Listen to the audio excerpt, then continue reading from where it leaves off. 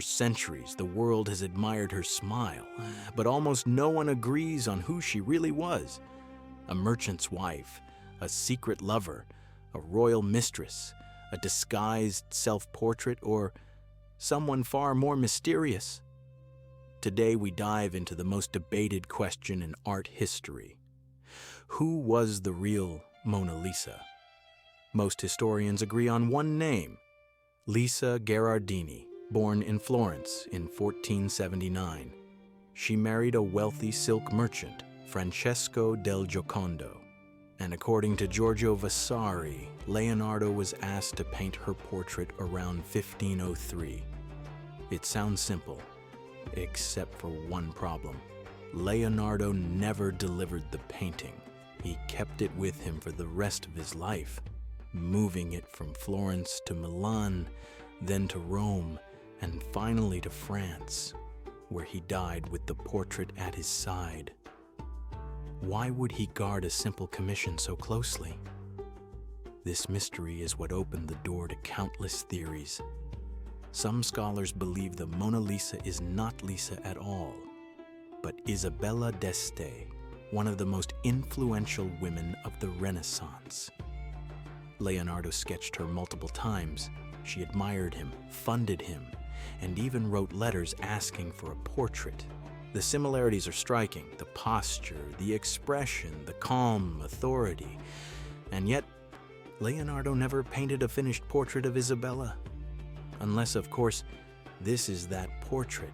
No proof, just a tantalizing possibility. In 2005, a new idea shook the academic world. What if the Mona Lisa is not a client, but Caterina, Leonardo's own mother? Sigmund Freud suggested it a century earlier, but modern historians revived the theory. The tenderness of the smile, the subtle melancholy, the emotional depth. It feels less like a formal commission and more like a memory. A portrait painted from affection rather than obligation. Did Leonardo immortalize the woman who shaped his childhood? Again, possible, but unproven. Some believe Leonardo painted a woman he adored, someone outside social status, someone he could never openly claim.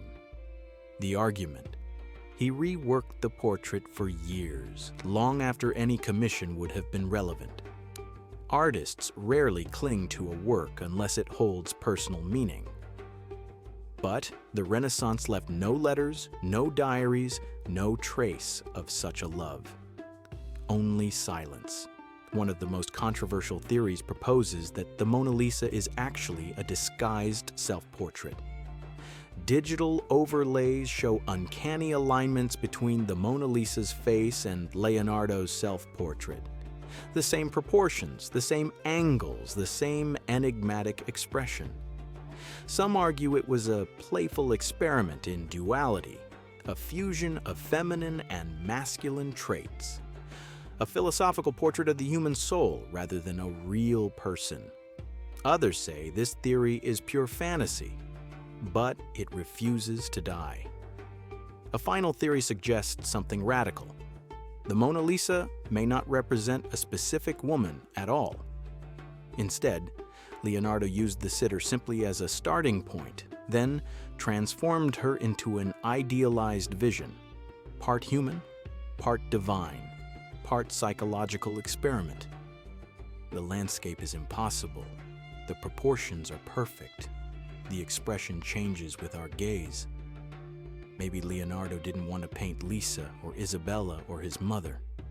Maybe he wanted to paint an idea, the essence of serenity, mystery, and inner life. Not a portrait, but a philosophy on canvas. 5 centuries later, the truth remains elusive.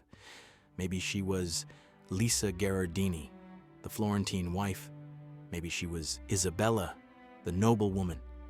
Maybe she was Caterina, the mother. Maybe she was Leonardo himself, were in disguise.